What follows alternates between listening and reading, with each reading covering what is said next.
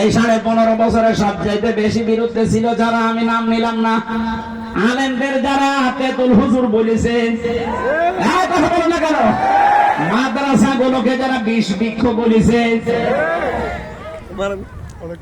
বাকি গুলো নাই নাই বললাম।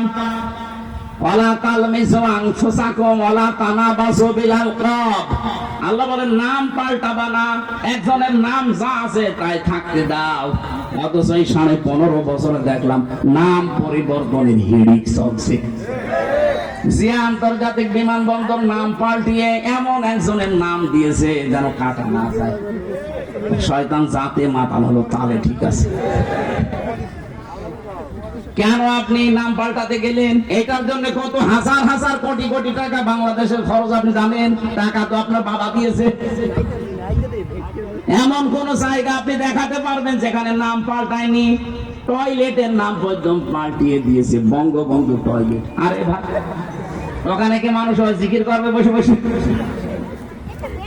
এতদিন তো শুনতাম